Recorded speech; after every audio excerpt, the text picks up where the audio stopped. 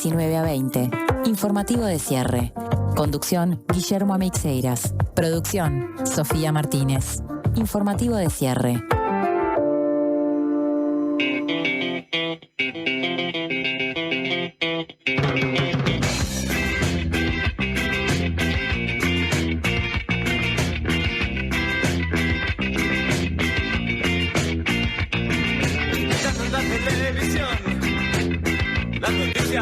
Nacionales comunicaban a la población que se cuidara de los criminales, que cerraran puertas y ventanas con cadenas. 5 minutos pasan de las 7, bienvenidas, bienvenidos, somos Informativo de Cierre, transmitiendo en vivo aquí en La Diaria Radio, en vivo por streaming a través del canal de YouTube y por las 3 emisoras, la 90.9 de Colonia, la 102.5 de Maldonado y aquí donde estamos en la ciudad de Montevideo, la 97.9. Saludos para el equipo, como siempre, a los 3 que están apostados en sus lugares, a Lucas que anda por allá y a mi socia Sofía Martínez. ¿Cómo estamos? Muy bien, ¿y tú? Bien, bien. Lindo día hoy.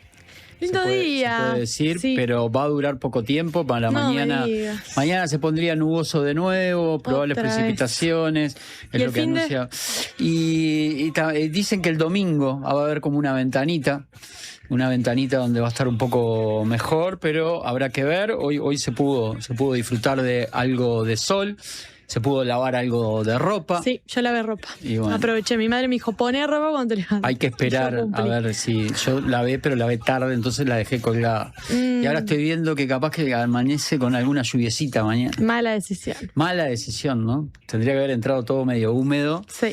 Y haber acopiado. Pero no lo hice. Bueno, 19 horas y 7 minutos ahora. ¿Cómo se va el tiempo en este programa? Hoy vamos a tener que acelerar, Sofía. Hoy tenemos la columna, como siempre, de Marcelo Pereira, que se va a centrar en Nicaragua, después de lo que dijo el dictador, ya no decirle presidente a Daniel Ortega es como mucho, dijo que no va a haber más elecciones en Nicaragua.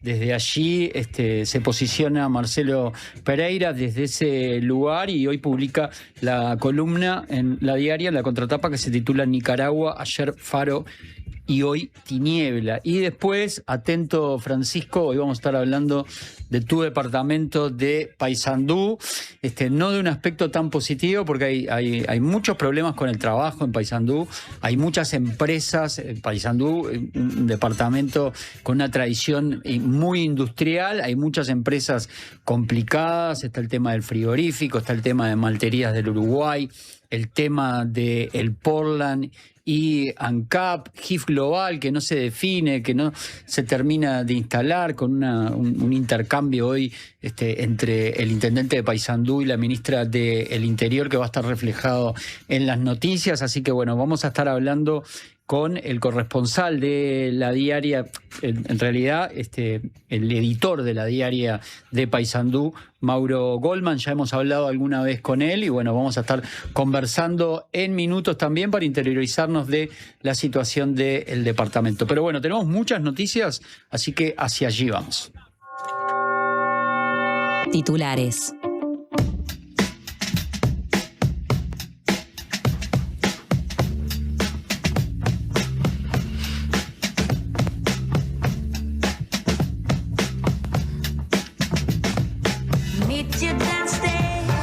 La voz de Amy Winehouse. Hoy son 15 años desde la fecha en que falleció la cantante británica, a los 27 años, parte de ese club. ¿Sentiste hablar del club de los 27? Sí, por supuesto. Bueno, ya los pasé. Sí, ya estás del otro lado. Ya estoy en los 28, así que... Tampoco sos una estrella del pop. No, bueno, como pero para bueno. estar en el club, pero bueno. Pero viste que te dicen.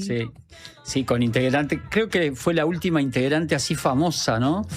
No recuerdo más. Anteriormente Kurt Cobain, Jimi Hendrix, Jim Morrison, Brian Jones, Rodrigo, me acotan acá, sí, lo podemos poner. El integrante latinoamericano del club de los 27, pero una estrella de la música también, Rodrigo, en esta zona del planeta, por supuesto, el cordobés. Bueno, vamos a recordar a Amy Winehouse con algunas canciones y vamos a abrir ya ya el informativo con esta noticia que dice: desde la coalición afirman que hay que seguir insistiendo con los allanamientos nocturnos luego de que Ferrero se expresara a favor. El diputado colorado Felipe Schipani expresó su acuerdo con el planteo realizado por la fiscal de Corte subrogante Mónica Ferrero, que abogó por los allanamientos nocturnos como herramienta para el combate del narcotráfico. Los dichos de Ferrero surgen de la comparecencia a la Comisión del Parlamento que estudia la rendición de cuentas. Schipani dijo que la norma constitucional es vetusta y responde a otra realidad, a otro país y a otro mundo. El diputado colorado dijo que tener esta limitación para la actuación de la policía y de la justicia no tiene mucho sentido. En tanto, el diputado nacionalista Pablo Abdala dijo a La Diaria que no sabe cuál fue la verdadera intención de Ferrero al poner sobre la mesa durante la sesión del lunes, pero cree que habló con franqueza en cuanto a transmitir su convicción de que los allanamientos nocturnos son una herramienta indispensable y necesaria. Recordemos que hubo 2 plebiscitos y en los 2 la población dijo no a los allanamientos nocturnos. El primero en la época de Larrañaga, aquel Vivir sin Miedo, que tenía además otros proyectos.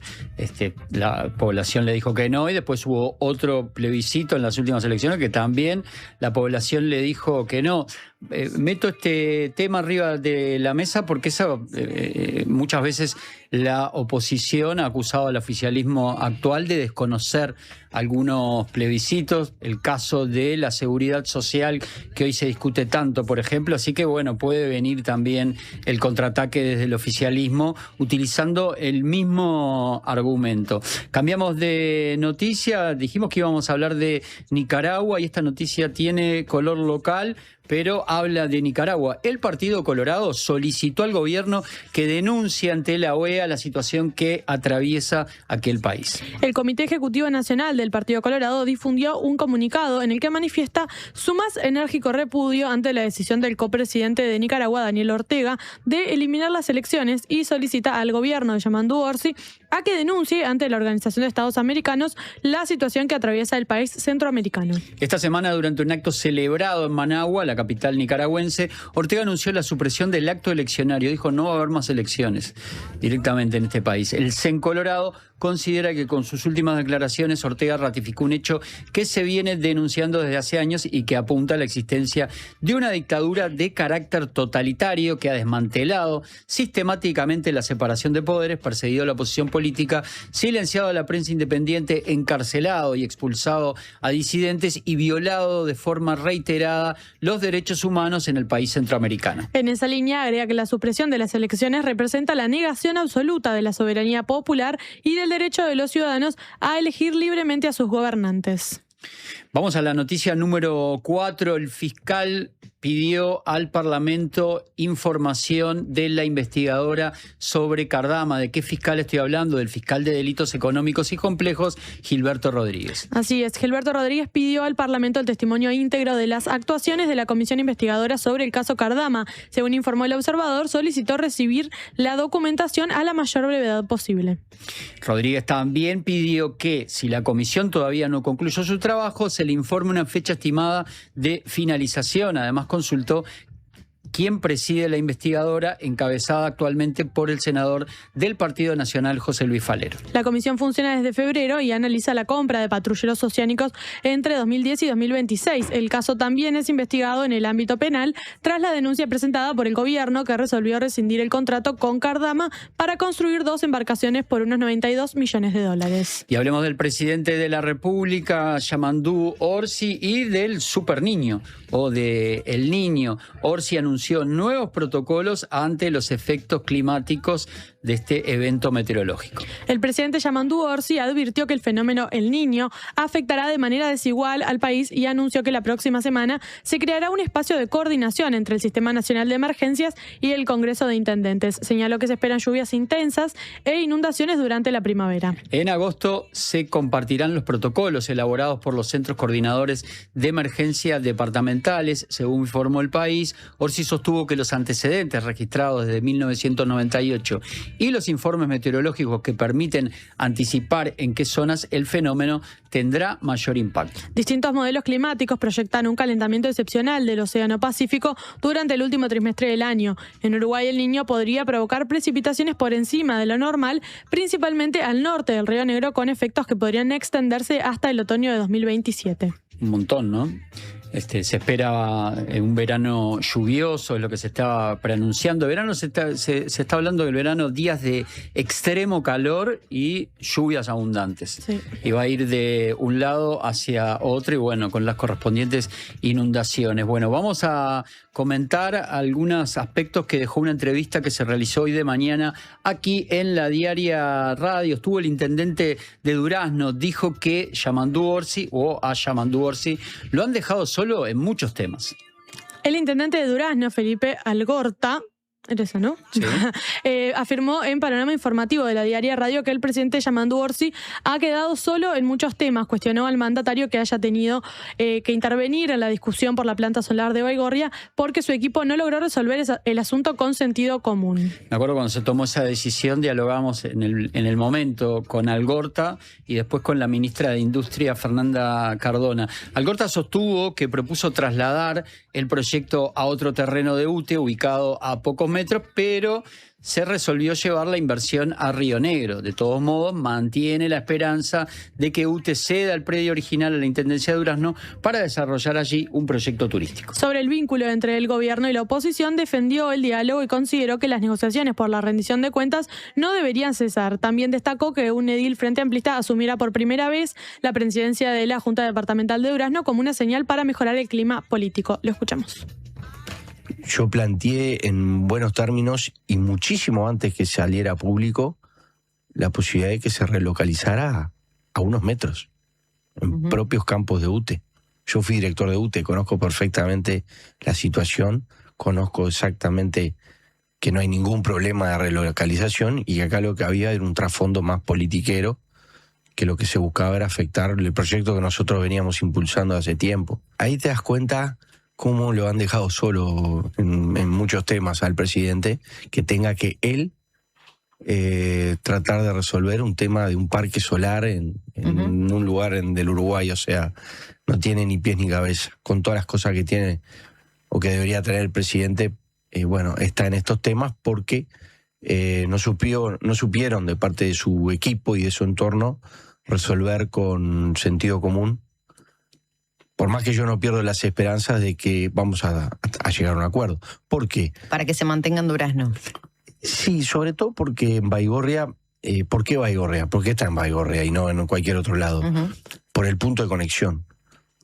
Vos podés hacer un parque solar en el medio de la nada, pero si no lo podés conectar a la red, tenés que hacer obra. Claro. Y esa obra de conectar a la red a veces es más cara que el propio parque. Entonces, por eso Baigorria es el lugar ideal. O sea que en algún momento se va a hacer ahí. Nosotros lo único que decimos es no lo hagas en la tierra más valiosa para un desarrollo turístico, es decir, un desarrollo permanente, económico y de desarrollo de verdad, por tener 40, 50 años, 50.000 paneles en un lugar donde después ya no puedes hacer más nada.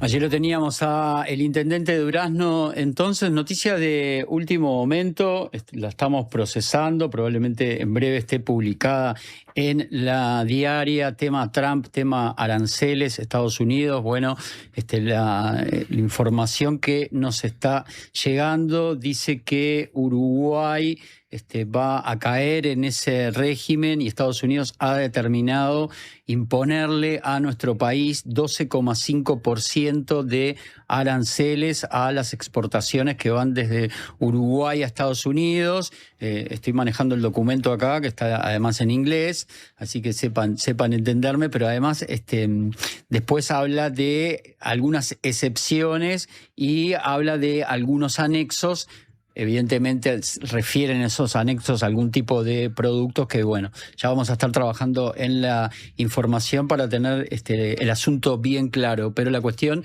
es que Uruguay va a ser grabado, entonces, según este documento que nos está enviando la producción, con aranceles para las exportaciones a Estados Unidos del 12,5%. Vamos a ver cómo se toma esta noticia a nivel Poder Ejecutivo, a nivel Ministerio de Economía, cómo responde la oposición también a esta información que estamos dando. Atentos entonces a ladiaria.com.uy, que aquellos que estén interesados, porque en breve, bueno, va a estar publicada la información y va a haber el análisis correspondiente. Vamos a otras noticias. La Corporación América compró el campo donde proyecta construir el aeropuerto de Rocha. La Corporación América es la que gestiona, por ejemplo, el aeropuerto internacional de Carrasco. Aeropuertos Uruguay compró los 2 padrones donde proyecta construir el aeropuerto internacional de Rocha, ubicado sobre la ruta 10 entre las lagunas Garzón y de Rocha. Según informó Búsqueda, los terrenos suman 209 hectáreas y la empresa habría pagado entre 8,3 y 9,4 millones de dólares. La compañía prevé invertir 40 millones de dólares, incluida la compra del campo, para construir una pista de hasta 1.600 metros y una terminal con capacidad para 50 pasajeros. El proyecto estima unos 1.000 movimientos y 2.000 pasajeros por año. El Ministerio de Ambiente advirtió que la obra podría generar impactos ambientales significativos y exigió un estudio completo. Además, el terreno debe ser recategorizado por la Intendencia de Rocha y la Junta Departamental de Rocha, mientras la Fundación Lagunas Costeras reclama que el aeropuerto sea relocalizado. Sí, es un aeropuerto que se va a ubicar entre 2 lagunas. Se habla de la migración de aves de una laguna a otra, que va a quedar cortada. Ya ahí tenés un tema medioambiental preocupante. Y bueno, es un aeropuerto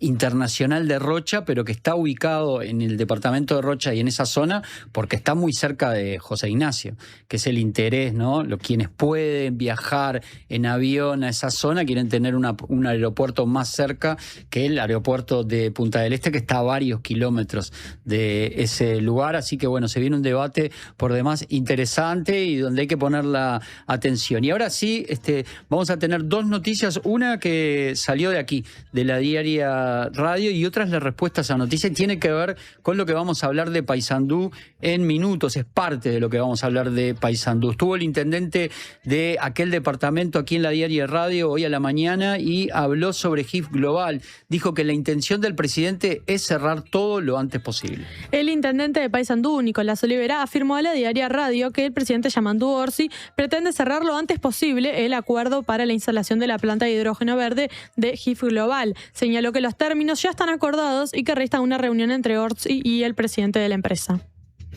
Entre los asuntos pendientes mencionó el costo de la energía, la construcción de vías férreas hacia el puerto de Montevideo y la posible relocalización de la planta en el medio de ANCAP. Olivera sostuvo que el lugar ya cuenta con infraestructura industrial, conectividad eléctrica y acceso a una ruta nacional. Y también se refirió a la rendición de cuentas. Dijo que le hubiera gustado esperar antes de que la coalición republicana anunciara que no la votara en general, aunque consideró que siempre hay margen para volver a conversar. También cuestionó la falta de negociación del oficialismo y afirmó que ve un gobierno lento y un presidente que está solo. Lo vemos a Olivera.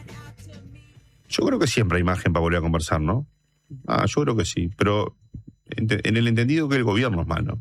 Entendido que el gobierno debería entender que ante la falta de mayoría debería pedirle a la oposición, decirle, bueno, señores, ustedes, ¿qué es lo ideal?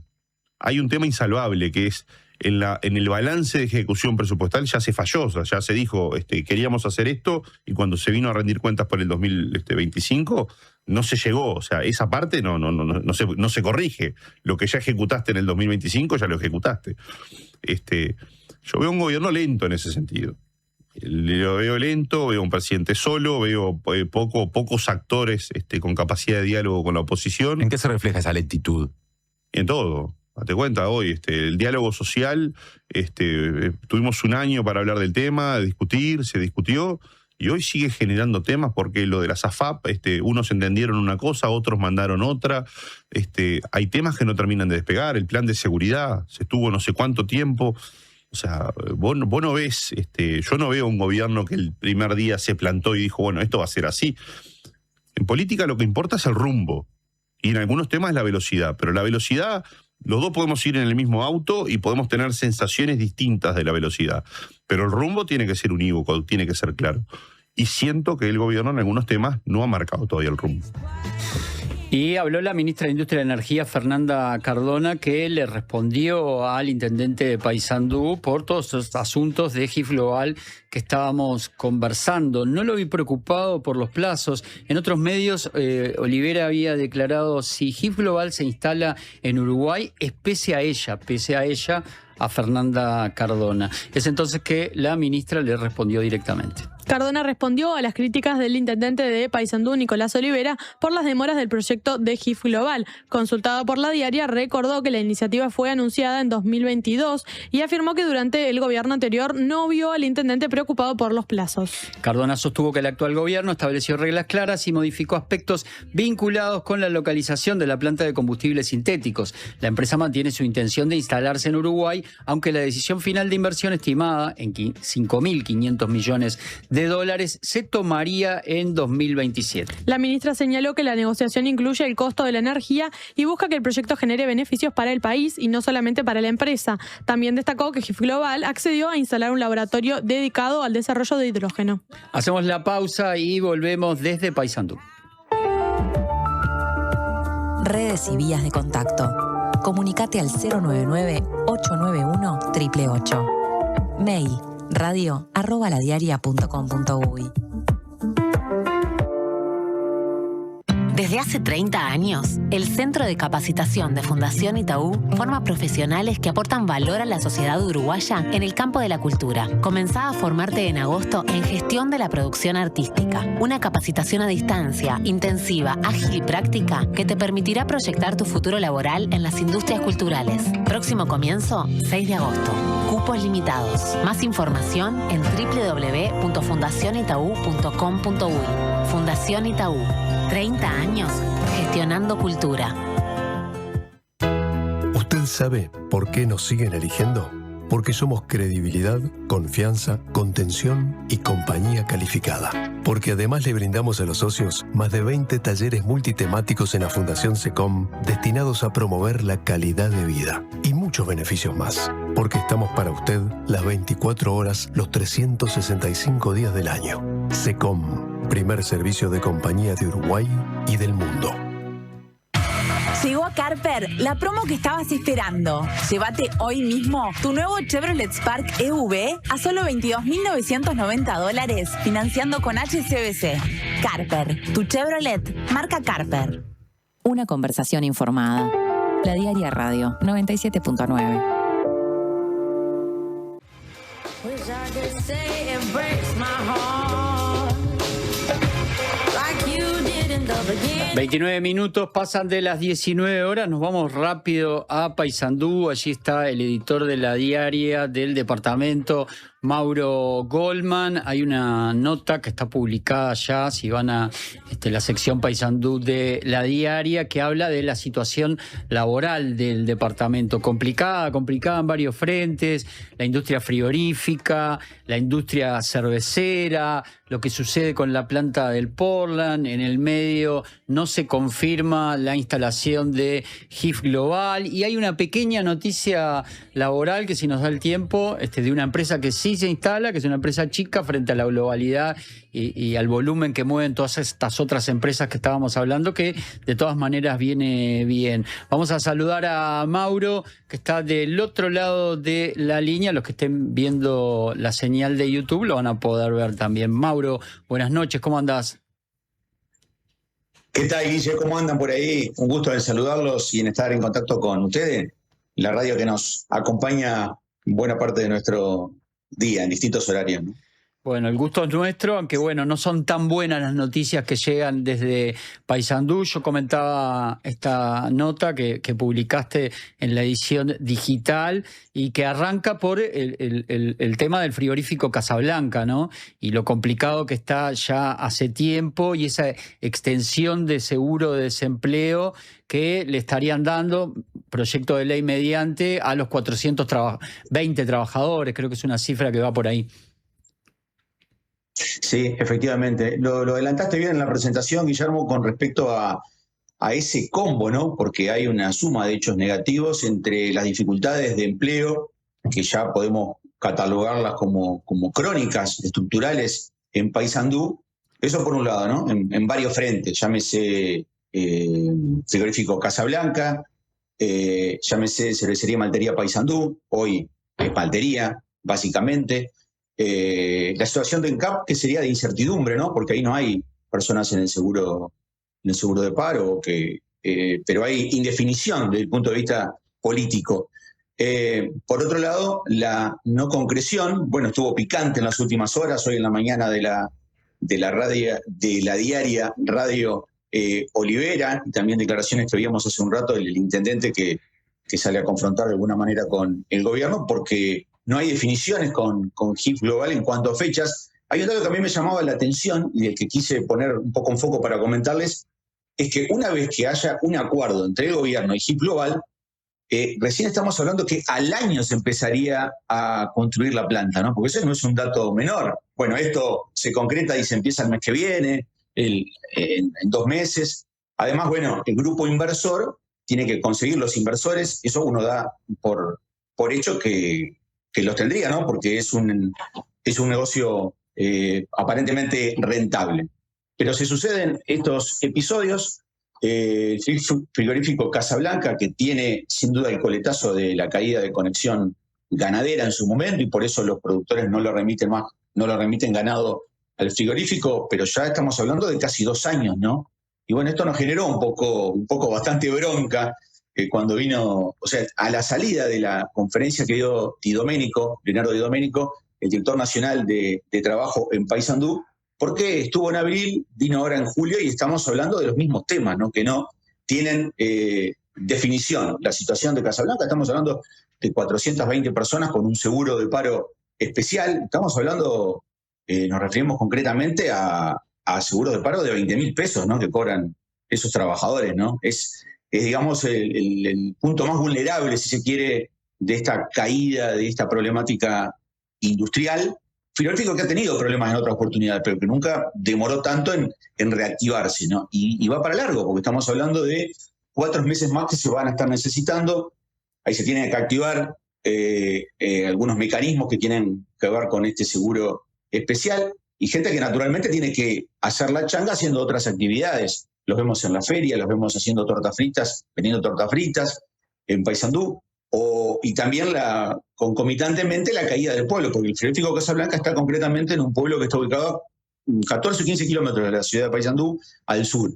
Y eso en su momento estuvimos allí y se nota. Almacenes que no venden, gente que se ha ido a buscar también otras oportunidades a otro lugar. Hay indefinición, posiblemente se pueda reabrir, pero bueno, se está en proceso de concurso en este momento. En el caso de la maltería hubo una importante movilización.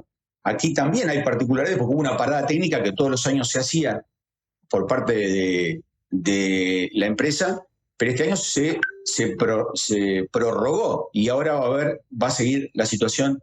Va a haber una nueva prórroga hasta enero, nos decía uno de los sindicalistas, una de las voces del sindicato de SOEN en Paysandú, Eduardo Balsa, que la idea es justamente, ellos creen que se va a reabrir, ¿no? También ahí se están negociaciones con el gobierno, con la empresa que quiere aparentemente más beneficios. La indefinición de ANCAP, el gobierno inicialmente, pasamos a otro tema ahora, el tema del Portland.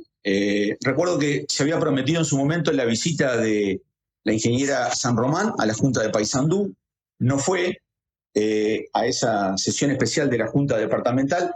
Hay indefiniciones con el tema. En un momento el presidente Orsi abrió un espacio de negociación con el sindicato, pero poco se supo al respecto. La idea original del gobierno es trasladar a muchos funcionarios a la planta de Minas, pero el tema está a foja cero nuevamente, porque no hay definiciones, y a esto se suma naturalmente la falta de concreción. Se había establecido un plazo hasta fines de junio con la negociación de HIP Global, que, bueno, ya estamos ya cerca de fines de julio.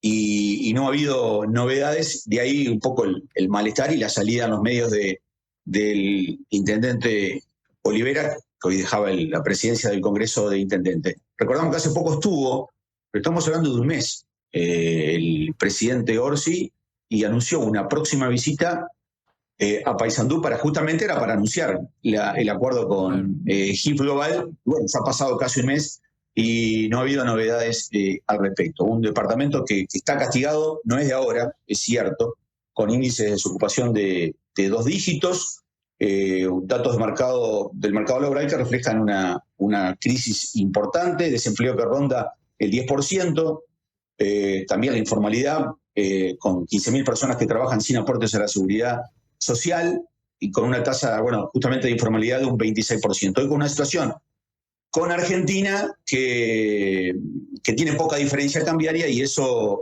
seguramente no, es positivo para Paysandú, ¿no? Ahí ha habido algunas medidas del gobierno cuestionadas en su momento, pero vinculadas al descuento del combustible, que es justamente la llave que lleva a que la gente cruce a la vecina ciudad de Colón, es el precio del combustible. Hoy hay un precio muy similar. De todas formas, siempre es atractivo ir a la Argentina, pero no es como fueron en los años de los gobiernos kirchneristas, ¿no? Eso seguramente hubiese agudizado la situación del comercio de Paysandú. Mauro, nos queda pero nada de tiempo, pero yo comentaba que dentro de toda esta situación también está publicada hoy en el portal lo que sería dentro de este panorama complicado y crítico, la notibuena, aunque es chica la empresa, hay una empresa chilena que se dedica al compostaje que se instalaría en Quebracho, ¿no? Exactamente, la noticia surgió en las últimas horas y la pueden leer en forma completa en ladiaria.com.uy Paysandú. Y bueno, a propósito también de esta inversión que sería de $6 millones de dólares en la planta de compostaje industrial, que sería el primer proyecto de este tipo que el grupo desarrolla fuera de Chile. Nos referimos a la empresa Reciter. También quería hacer foco en un tema, el del empleo acá, ¿no? Estamos hablando que una vez operativa, este emprendimiento, que requiere una inversión, una demanda de $6 millones de dólares, va a emplear a 10 operarios en forma directa, ¿no? Es una cifra que es el nuevo escenario del mercado de trabajo, ¿no? Inversiones muy importantes, como la de HIP Global también, que es enorme, pero con un impacto laboral bastante reducido. Claro. Esa es la noticia entonces de las últimas horas. Es un poco la realidad de este panorama y bueno, uno ve que esos 400 puestos de trabajo en Fricasa, en el frigorífico, o los 100 de la maltería. En el caso de la maltería sí hay un subsidio que es mucho más importante, con un dato interesante de la maltería, mirá, que quería compartirlo, ¿no? Más del 70% de los trabajadores de la maltería en Paysandú no han culminado el liceo, ¿no? El nivel de calificación o de formación, en este caso, es ese del personal de la maltería Paysandú. En este caso son 100 puestos de trabajo que están en el seguro de paro y la parada de la empresa que se va a extender hasta fin de año. Un panorama en definitiva sombrío, con alguna expectativa vinculada a la inversión de HIP Global, que se demora, evidentemente, y bueno, ojalá que podamos hablar en otra oportunidad para referirnos también al desarrollo universitario de Paysandú, que es muy interesante y que sin duda es una de los caminos por los que Paysandú y sobre todo el litoral ha podido avanzar algunos casilleros con radicación de docentes extranjeros, con una nueva sede universitaria.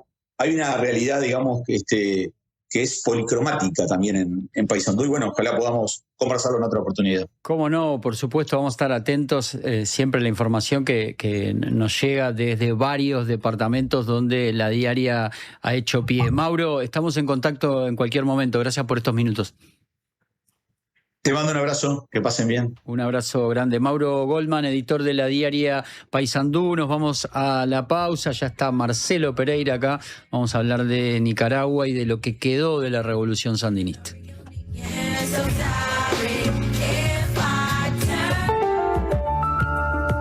Redes y vías de contacto.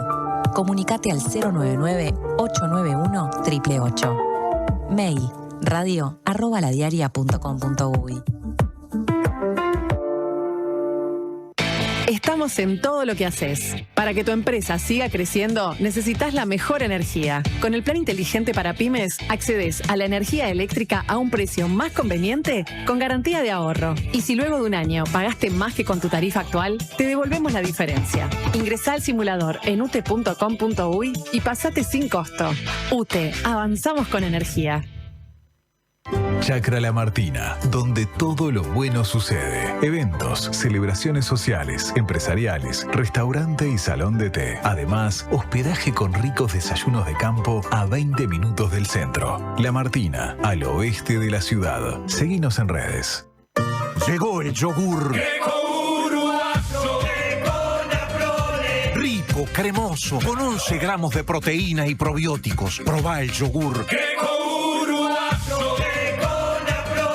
En sus dos versiones, natural y sin azúcar. El yogur griego más uruguayo es de Conaprole. Hola, ¿estás escuchando Diversidad de Opiniones? ¿Estás bien? Estás en La Diaria Radio 97.9. Llegó a Carper la SUV que no te vas a poder sacar de la cabeza. Chevrolet Sonic, la SUV que nació para ser inolvidable. Diseño deportivo, tecnología, conectividad y la seguridad que necesitas para disfrutar cada camino. Encontrala ahora en Carper desde $26.990. Te esperamos en nuestro local de Boulevard Artigas, esquina Gustavo Gallinal. Carper, tu Chevrolet marca Carper. En la edición de julio de Le Monde Diplomatique Uruguay, Donald Trump festeja los 250 años de independencia de Estados Unidos con mucho más que prepotencia. En el dossier sobre la ruleta de silicio, los mercados predictivos buscan cambiar el ciudadano por el apostador, amenazando la democracia. En la región, el Río de la Plata aparece en el radar de Palantir. Colombia se suma al escudo de los procónsules con De la Espriella, el Milei colombiano, y recorremos la ruta atlántica de la cocaína hasta África. Además, ¿hasta dónde cederán Ucrania y Rusia? India se mira en el espejo de Israel y el futuro incierto de las ruinas de Palmira. Suscríbete en lemond.uy y recíbelo en tu casa. Le Monde Diplomatique, La Diaria.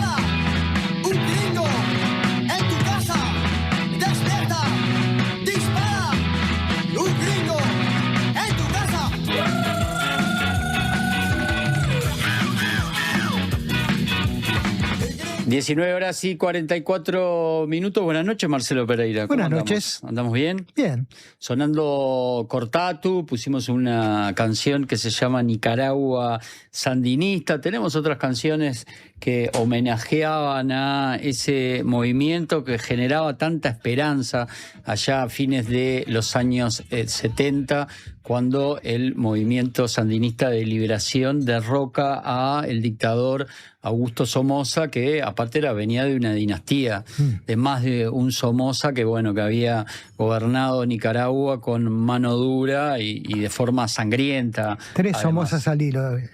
Exactamente.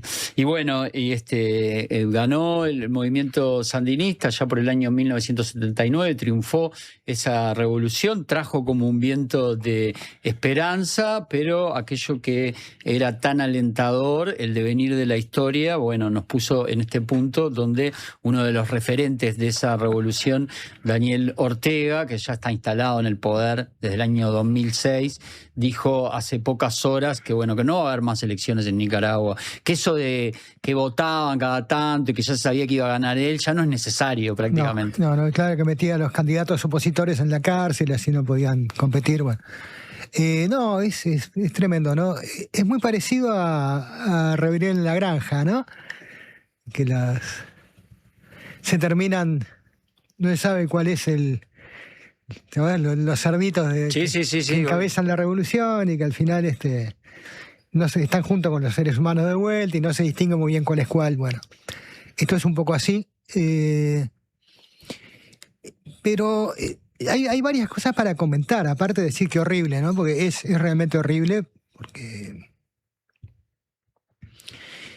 hay que ver qué significó, ¿no? Para la generación mía y algunas cercanas en especial, porque en 79 acá en Uruguay estábamos en dictadura, todos rodeados de dictadura, no era noticia común que en América Latina alguna dictadura pudiera ser derrotada, y no sabíamos para dónde salir, y los sandinistas salen para un lugar que inauguran ellos, porque cuando empiezan el proceso de reconstrucción nacional, largan 3 directivas generales, ¿no?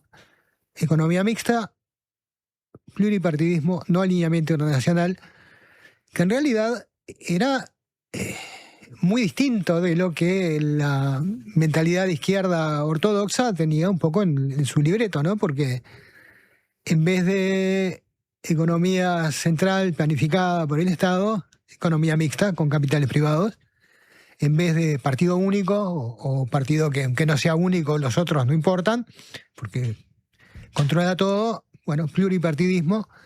Y en vez de la lógica de Guerra Fría, decimos, bueno, tenemos que estar de un lado del otro, porque no hay otra opción en este mundo, entonces tenemos que ponernos en la órbita o bien de la Unión Soviética o bien de Estados Unidos, no alineamiento nacional. Y no era solo una cosa que proclamaban, sino que además funcionaba en los hechos. En los primeros años, la revolución sandinista tuvo incluso una simpatía y un apoyo de lo que de la Internacional Socialista Europea, ¿no? No era una cosa, por supuesto que la Unión Soviética también le dio apoyo. Cuba en su momento sí, también. Sí, Cuba. Pero la Unión Soviética en ese momento ya no estaba en condiciones de dar demasiado apoyo, estaba comenzando todo ese proceso de crisis que terminó con la perestroika y Gorbachov y la disolución de la URSS, ¿no? Pero era como una señal de, bueno, se puede hacer otra cosa. Y además el propio Frente Sandinista era una formación política muy, muy interesante, porque surgía en realidad de varias corrientes distintas, cosa que a los uruguayos nos sonaba familiar. Había 3 grandes corrientes, una, digamos, más marxista-leninista ortodoxa, que era la tendencia proletaria, que priorizaba el trabajo en las ciudades, con los obreros y demás, que no eran muchos, Nicaragua no tenía una gran industria, era un país básicamente agrícola. Estaba la tendencia de guerra popular prolongada, que eran maoístas, la lucha en el campo y demás. Y la tendencia tercerista, que era más como de lo que aquí llamamos izquierda independiente, también con justamente una política de hacer alianzas amplias que funcionó muy bien en Nicaragua y que después el Frente Sandinista supo hacer muy bien a nivel internacional, digamos, ¿no? O sea, la oleada de simpatía que había no era solamente por el contenido y porque se consideraba que, bueno, que esa revolución había sido legítima, porque los Somozas estaban hacía más de 40 años dueños de todo, sino porque además se movían con mucha habilidad, y además era una revolución que estaba llena de poetas y de escritores y de gente, digo, no solo los dirigentes, pero bueno, también gente como Ernesto Cardenal, aquel cura gran poeta también. Y todo esto que parecía tan entusiasmante, bueno, en realidad rápidamente fue como, sí, muy duramente atacado, porque Estados Unidos, que en el gobierno de Carter había tratado como de decir, bueno, tratemos de encarrilar esto de una forma que no sea especialmente hostil a Estados Unidos. Vino Reagan después, sí, armó todo el impulso a lo que se llamaba la contra, ¿no? Los famosos contras. Sí, que tenían base fuera del país, y estuvieron como 10 años atacando además infraestructura. Fue un periodo malo para Nicaragua, porque los precios internacionales de los productos que tenía Nicaragua estaban en baja, pero además la guerra, Estados Unidos llegó a gastar con $1 millón por día en financiar la contra. Además lo hizo con una venta encubierta de armas a Irán, que después se descubrió el famoso escándalo Irán-Contras. Sí. Me hiciste acordar, el comandante Cero era el líder de los Contras. Sí, inicialmente, después ya fue otra cosa, ¿no? Pero se hablaba mucho en aquel momento, yo era un niño. De Pastora, que era un ex sandinista, y que estuvo en el inicio, pero después se configuró de una cosa distinta, mucho más dirigida directamente por Washington, además cometió una cantidad de crímenes de guerra y demás. Y bueno, ya el gobierno sandinista, pues la cosa es hacer una revolución, la cosa es gobernar un país, sin duda. Un país además que tenía muchísimo analfabetismo, mucha pobreza, con mucha población urbana, pero población urbana pobre, no pensemos en Montevideo, ¿no? Pensemos en Nicaragua, hay que mandar las cartas y poner, pasando la plaza tal hasta donde está el Nogal, después a mano derecha, esas eran las instrucciones para el cartero, porque no había una señalización de números y de nombres de calles muy, muy clara. Pero bueno, la cuestión es que a pesar de todas estas dificultades, ellos inician procesos de reforma agraria, de alfabetización, una serie de cosas interesantes. Van y vienen, cometen errores también, pero yo creo que el impacto mayor que determina los problemas de ese primer gobierno sandinista son los de la contra, ¿no? Que les exigió, además de recursos escasos que tenían, derivarlos masivamente hacia el ejército, porque estaban en guerra continua. La cuestión es que en el 90 hay elecciones, de todas maneras hay elecciones, ellos siguen aferrados al compromiso que tenían de mantener el pluripartidismo, pierden y entregan el poder.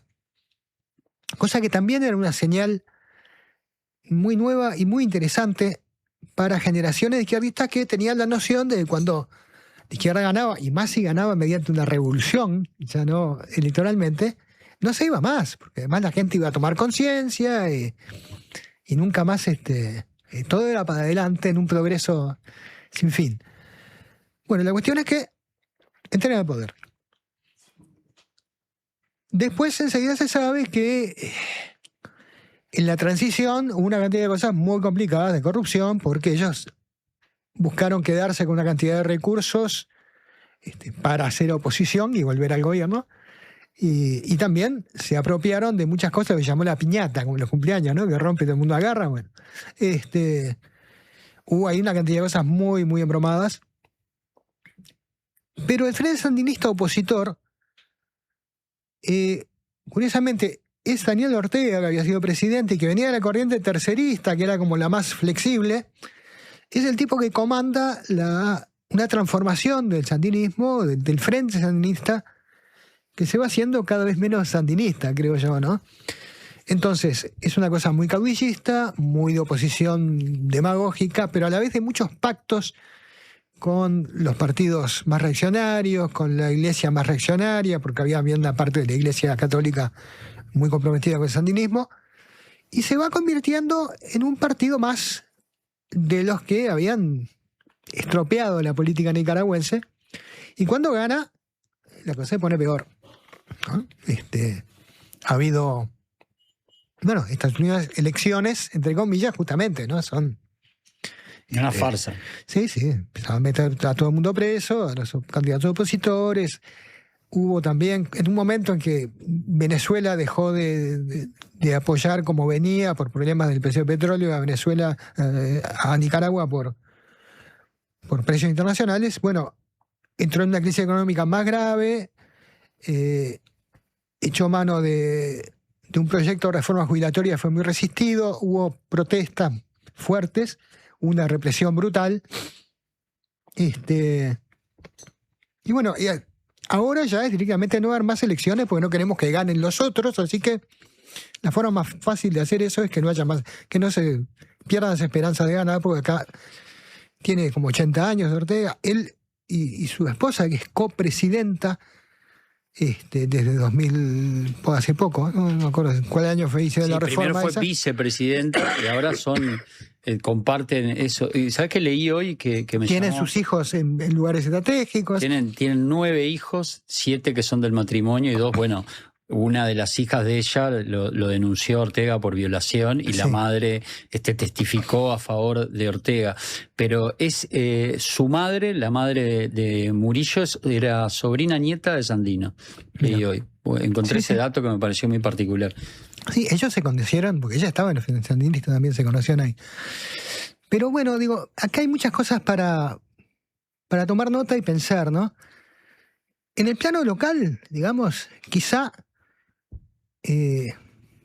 anotar que cuando los frentes pierden los dos componentes de la unidad en la diversidad, o sea, pierden la unidad programática y pierden el respeto a la diversidad interna, también pierden mucha potencia política, ¿no? Se van transformando en una cosa muy distinta y mucho peor. Pero en el plano internacional, yo digo, esto yo lo juntaba con estas reuniones que está haciendo ahora Marco Rubio, Estados Unidos, hablando de la amenaza del terrorismo de izquierda. Yo pienso que es ante todo una cosa que va la narrativa esa contra las protestas, contra Antifa. Hacia la interna, digamos. Seguro, lo tratan como que, bueno, y meten también el asesinato de Charlie Kirk, que no está tampoco, no está nada claro que haya sido ningún militante de izquierda, pero ellos también lo meten en el paquete. Y hacen mucha con eso, y además, bueno, Rubio es un rubio sin filtro, ¿no? Pero me parece que en el fondo de esto, de cualquier manera, aunque sea un objetivo preelectoral, hay una cosa como de descalificar definitivamente que no, todas estas cosas, este tipo de revoluciones, no son válidas, punto, ¿no? En ninguna circunstancia. La violencia solo puede ser de derecha, digamos, ¿no? Pues, ¿qué pasa? Estados Unidos está en esta arremetida que invade un país, secuestra al presidente, bombardea a otro, hace lo que se le antoja, usa la violencia en gran escala y está haciendo regresar al mundo a una época que podría parecerse a la que instaló las dictaduras en América Latina, ¿no? Con gobernantes de ultraderecha, por ahora muy alineados con Trump, que también son muy autoritarios, que también van recortando libertades democráticas en los países en que gobiernan.